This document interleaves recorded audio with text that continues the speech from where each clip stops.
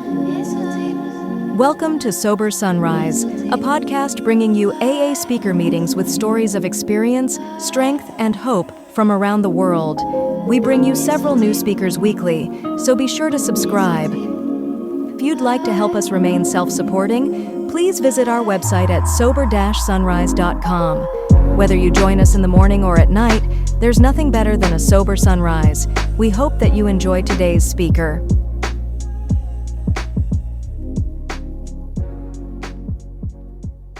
And I'm an alcoholic. We share a sobriety birthday of December 11th of 1989, and for that I am truly grateful. I also have a home group. My home group is the Naches Valley AA group in Naches, Washington. So most of my home group is here, because we do shit together. So what it used to be like, what happened, and what it's like now. I can't tell you a whole lot of specifics on my drinking because I was a blackout drinker from the very first time I ever took a drink. So most of what it used to be like was everybody saying, "Oh my God, do you know what you did last night?" And then they would proceed to tell me. And it usually involved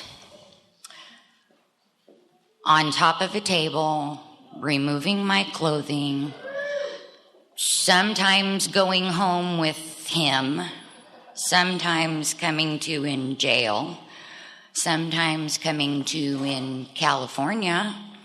I absolutely had no clue what was going to happen when I drank. There was never any predicting the outcome. So I took my first drink when I was 12 years old at a slumber party with a bunch of other girls. There was probably 12 of us. Everybody took one sip. 10 out of the 12 spit it out. Me and the other girl drank the rest of the fifth of vodka. I came to at 5 a.m., 3 blocks down the road, not a stitch of clothes on. And that's pretty much what it looked like for the next few years. There were some outside issues that entered when I was in high school that kind of sped my disease along. I thought it helped me drink more when I took all that, but it in actuality just brought my bottom a lot faster. The first time my family sent me to treatment, they did an intervention. I was 19. Of course, I told them at the treatment center I could not possibly be an alcoholic because I wasn't old enough to drink. Never mind that I had been drinking on a regular basis for the last 7 years. But I did not stay at that treatment center. I only stayed for about 10 days. And then I left because I was obviously not one of you. You guys were old and icky, and so I definitely did not belong. And so I left that treatment center. A couple years later after that, I was in a car accident and broke my back the first time, and did not do anything that the doctors told me to do. Took a boatload of prescription drugs and a lot of tequila on top of that, and had my very first stint in the hospital where they pumped my stomach and, shoved all that charcoal down there, which really does taste like you're chewing on a briquette. And that was my first experience with, an overdose. And so my family decided that they needed to send me to treatment again. This time they sent me to Shadle. So right on, aversion therapy, drink till you puke. Okay, and I'm paying money for this. Why? Because I do this at home every night. Completed that treatment. Didn't leave that one. But it also, nothing changed in my drinking behavior from that treatment center, because I had been doing that for quite some time. Had a another overdose on some outside issues about a year after that. And then a year after that, I actually had my first, my one and only overdose from alcohol. I had alcohol poisoning. And I was unconscious, and some friends drove me to the emergency room, booted me out in the driveway of the hospital, and left. And that's where they found me unconscious outside the emergency room doors. And when they did a blood alcohol level, it was 0.28. And so they, proceeded to pump my stomach again and do the charcoal thing and all of that. And I still did not think that I had a problem. But that's when some concerned family members started dragging me to Alcoholics Anonymous on a fairly regular basis, whether I wanted to go or not. And I still thought you guys were kind of old, and I still thought you were icky, and you smoked too many cigarettes and drank too much coffee, and you did not look like you were fun. You did not, And then my fiance at the time, his family did an intervention on him. And I told him when they did the intervention, this is no big deal. You go to treatment. It's kind of like vacation. You be gone for a few weeks. We won't drink for a few months. They'll get off your back, and we'll just go back to living our life like we had been. So that was our plan. But between his family and my family, somebody came by and took me to a meeting of Alcoholics Anonymous every day. And somehow you guys became contagious, because one of these people who took me to meetings on a regular basis would talk to me in the car all the way there and in the car all the way home, and talk about listening for the similarities instead of the differences, because I was so special and different than you when I got here. I was 24 years old and had lost custody of my son, had been living in my car mostly, was on the verge of losing my job again, but did not think my life was unmanageable. But you guys started talking about that jumping off place. You guys talked to me about not being able to live with or without alcohol. You guys talked about that loneliness, that hole in my soul that absolutely nothing would fill up. And I identified with that part. I still thought you guys were old and icky, but I did start to identify a little bit with your stories. So then, I went to a meeting and said that I needed a sponsor, and this lady came up to me and gave me her phone number, and I started calling her on a regular basis, and she was a big book thumper, and thank God, she was a big book thumper, and we dived right into the book immediately. And for the most part, I did not see, I would read those steps on the wall in the meeting. I did not see how any of that pertained to my life. I did not see how any of that was going to change my life. But I had this wonderful sponsor who told me she didn't care what I thought, and that if my thinking was so great, my life would not look the way it did if I was capable of changing my life on my own. So I decided after about, I was probably about 9 months sober when I finally started taking this program seriously. And it still amazes me at how minute my willingness was compared to the real results that I got from actually applying these steps in my life and doing just a little bit of action. it was pretty easy for me to admit that I was powerless over alcohol, but it was really hard for me to understand that my life was unmanageable. I was young. I was cute. Men are easy to manipulate.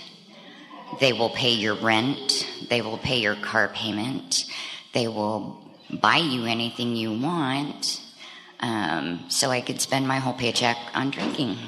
And so I did not see that as being unmanageable. I thought I was managing quite well, thank you. And my sponsor explained to me how it was not about this stuff on the outside. I could drive the best car and live in the best neighborhood, and have the perfect life on the outside, but inside I was very unmanageable, very unmanageable.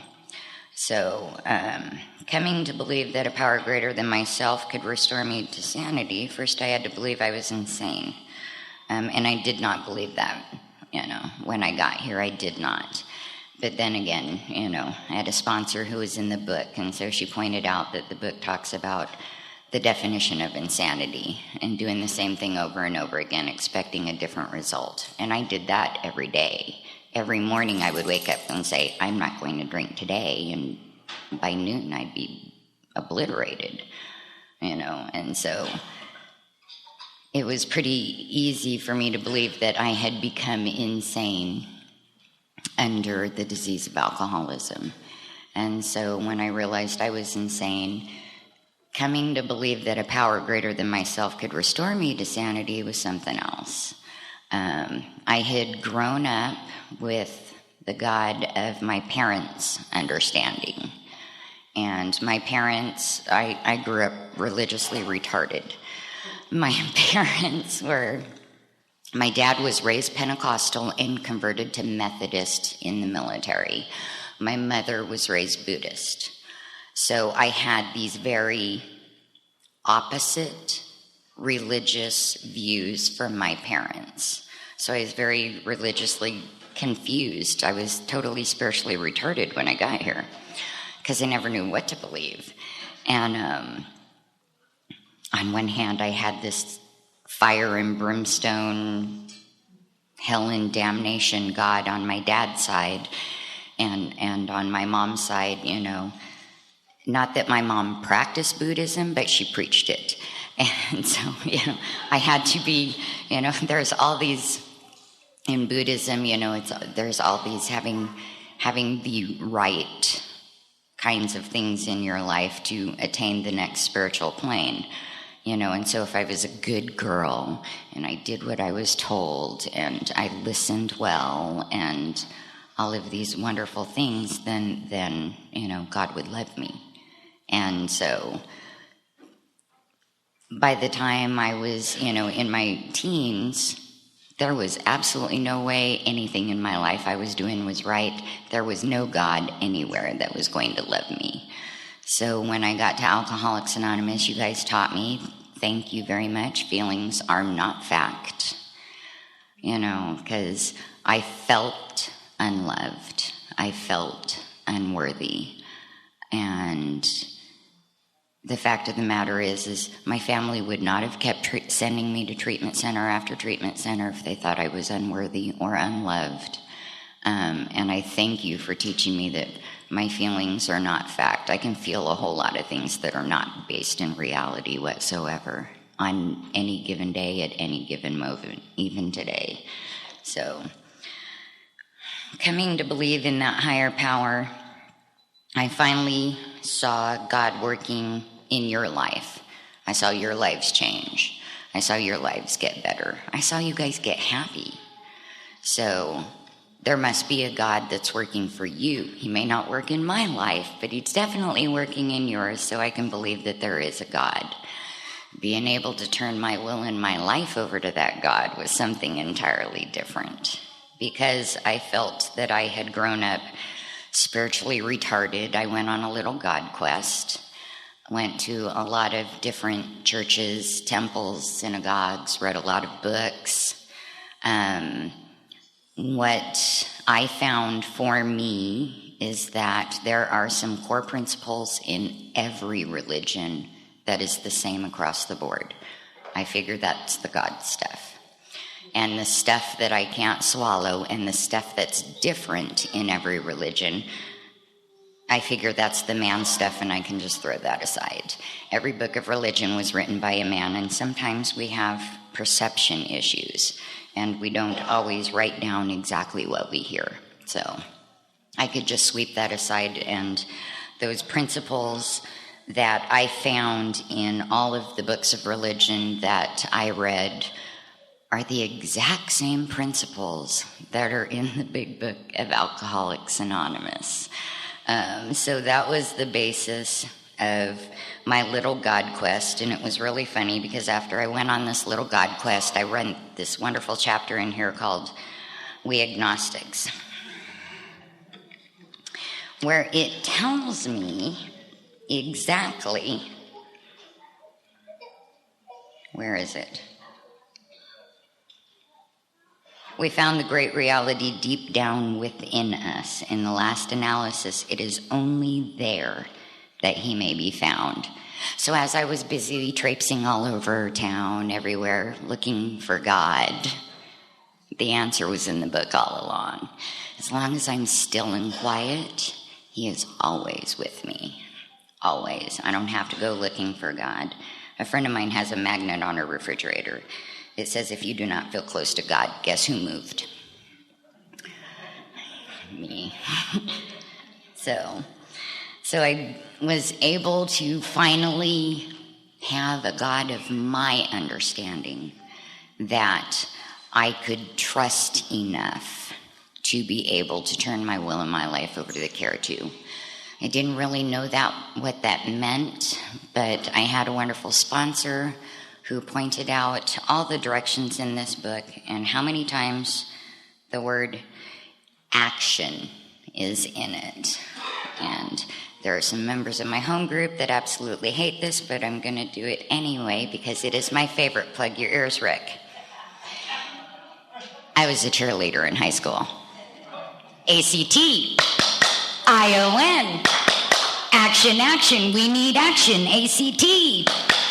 ION, action, action, we need action.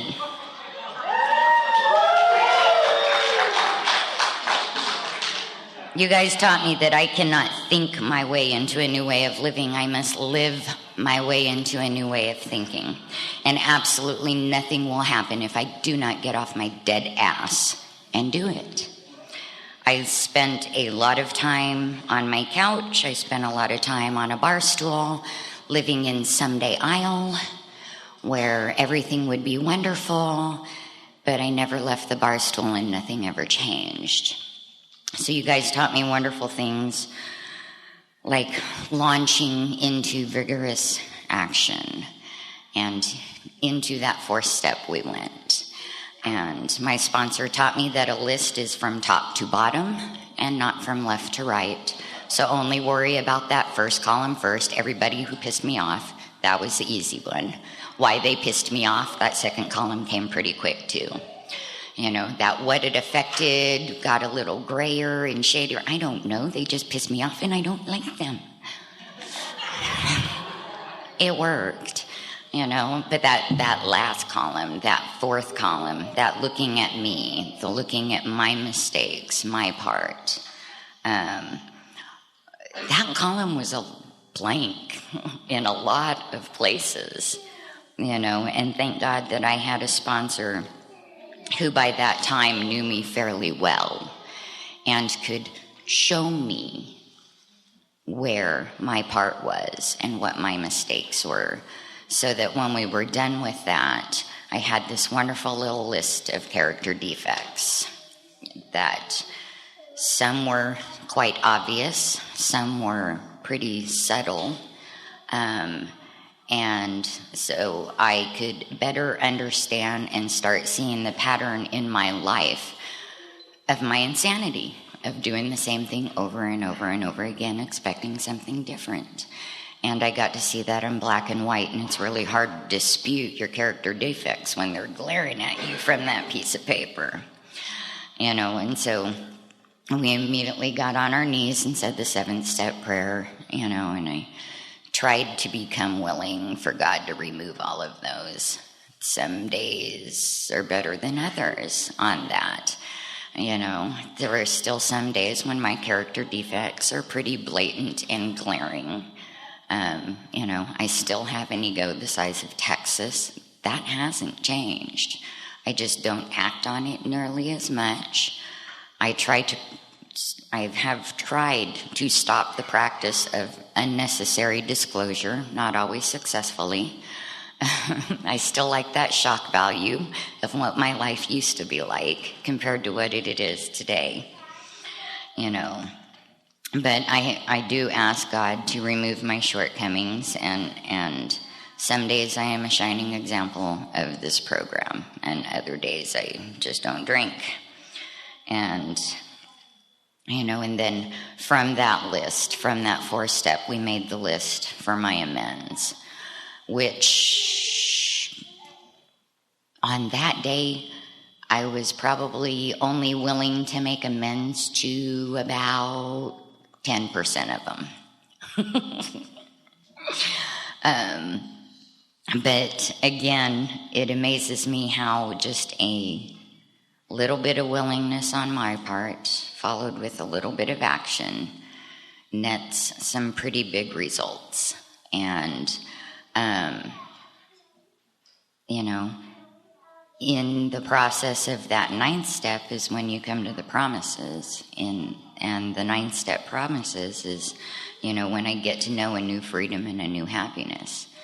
And that was pretty cool, because some of those fears started to go away, and it became easier to look myself in the mirror and to be able to start seeing a little bit of self-worth, that maybe I was going to be okay.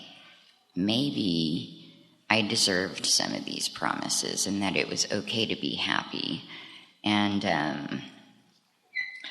I am still greedy. I know that none of the results in my life would have happened without the work. Last weekend at the Yakima Valley Roundup, my friend Effie showed me this card, and on it says, "Faith without works is dead." So then, willingness without action is fantasy. And I know what that fantasy world looks like. I've lived in it many a time. Even in sobriety, I can go to fantasy land pretty easy, where I want things to change. And I'm willing for them to change, but I can will it with all my might. If I don't do anything, nothing will change. So I know that as long as I am willing to get into action, then God blesses me with some absolutely amazing gifts, and so I'm still greedy and I still want more. So we continue to take a personal inventory. I'd like to tell you it's every day, but that would be a lie. And I said I would try not to lie today up here. So, I try to take one every single day, but it doesn't happen every single day. Life happens, and sometimes I'm tired, or sometimes I forget, or sometimes I just don't care. And I don't want to know if my behavior harmed anybody today. But I do continue to take personal inventory. And today, as a result of these steps, I have morals. I don't know where they came from. I caught them from you. And so when I do treat somebody badly, and I know I've done it, it does not sit well with me. I can feel it in my gut. Things are not okay in my world. They may look okay on the outside, but from the inside looking out, I know that they are not. And so that's a pretty good indication that I need to do a quick little 10-step and take a little inventory to find out what's going on. Some days that's right away. Sometimes it's a couple days down the road when it becomes uncomfortable enough. Sometimes it has to be downright painful before I am willing to take a look. But I always know what the answer is.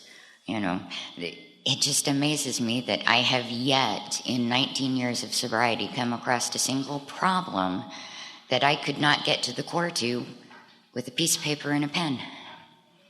And so, some pretty good tools. I carry paper and pen with me everywhere. And I get to seek through prayer and meditation, which I really did not understand meditation when I got here. I thought it was, some hokey 60s thing where you sat in the lotus position, and didn't work for me. And I have read some books on meditation and gotten a little bit better understanding of what that word means for me. I know that what I do doesn't work for everybody, but the basis of my meditation is prayer is when I talk to God, meditation is when I get to try and listen for the answer. And I can tell you, in the 19 years that I have been sober, not once when I am being still and quiet have I ever heard a booming voice say, "Jeanette, this is what you need to do." Never happened. But I can pray on a particular situation or a particular problem, and my phone will ring, and there will be another member on the other end. Or I will go to a meeting and hear something that I need to hear, the solution to my problem. Or I will run into somebody at the vegetable aisle at Safeway, and they will give me a suggestion.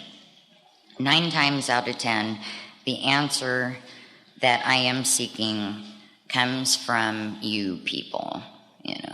I don't know how to listen for the voice of God, haven't learned how to do that yet.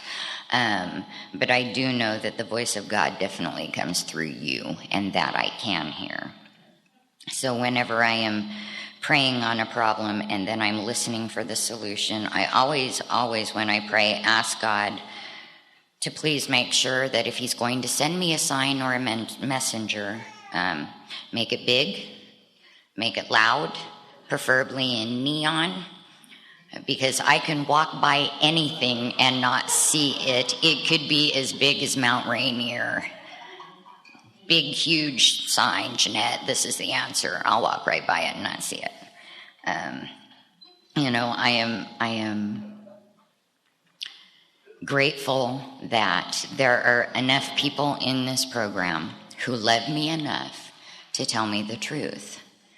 When things don't look right in my world, when I don't look right in my world, and when my behavior is not right. I have friends and loved ones in this program who will come say, "What the hell is going on with you?" I'll be just la-di-da-di-da, head in the clouds, not paying any attention, just going on my merry way. And, thank God that you guys let me know when my behavior was unacceptable. Thank God that you gave me suggestions on how to change that behavior. When I got here, I was shocked and amazed that there were men in this program who thought I was less than morally upstanding woman. And then somebody at the club said, "Well, if you don't want to be treated like a slut, maybe you ought not dress like one." So I started wearing different clothes, pants. Covered myself. Oh my God. That stuff works. People started to treat me different, but there were still some people who treated me the same, and then somebody made the suggestion that maybe you ought not to act like a slut. So I started to change my behavior. And I said last night that you guys have smoothed off the rough edges, and somebody said that they thought my edges were still pretty rough a little bit. I was still rough around the edges a little bit. But they're fairly new in the program, and they have absolutely no clue. There was an old-timer there at the meeting who had known me since the first day I came into the program, and he said, "Are you kidding me? That's a lady today." She is nowhere near rough around the edges like she was when she got here. And so then we come to step 12, where I get the biggest gift that this program has. I love all 3 parts of the 12-step. I love the fact that I have had a spiritual awakening as the result of these steps. For years I thought that God consciousness and that relationship with a God or a higher power was going to come from reading the right books or going to the right church. And the fact of the matter is that you guys not only showed me how to have a spiritual awakening, you held my hand and walked me through having had a spiritual awakening as the result of these steps. I get to carry this message, and not only just to alcoholics. When I carry this message, I get to carry this message to those people in my life who are still drinking. I get to carry this message to anybody. I changed jobs this year, but I used to have an employer who was quote unquote normal. He was a normie, but was anytime anybody got in trouble with their drinking, they all just sent them to me. Go see Jeanette. She'll give you some kind of book and some schedule, and she'll take you to a meeting. And but had I not been carrying this message, they would not believe in this program. They would have not sent those people my way. So I get to carry this message to alcoholics and anybody else, and to practice these principles in all my affairs. That was the hard part for me, because it's really easy for me to be perfect and spiritual and patient and loving and kind for an hour every day in a meeting. The hard part is doing it at work, doing it at home, doing it at Walmart when somebody has well over 12 items in the checkout line and I'm in a hurry. Today I get to try to be loving and patient and kind everywhere I go, so that the person that I am out there in the real world is the same person that you see for an hour every day in a meeting. And there is no difference. What you see is what you get, period. Anywhere you see me. And that is true freedom. To not ever have to try and remember the story I told you. To not have to try to pretend to be somebody that I am not, either to please you or to manipulate you, whichever works for whatever I'm looking for. Today I don't have to do that. Today I know what it means on my coin when it says, "To thine own self be true." Today I have the freedom and the happiness and the peace and the serenity and more than anything I ever thought I wanted or could have ever asked for when I got here. Thank you for my sobriety.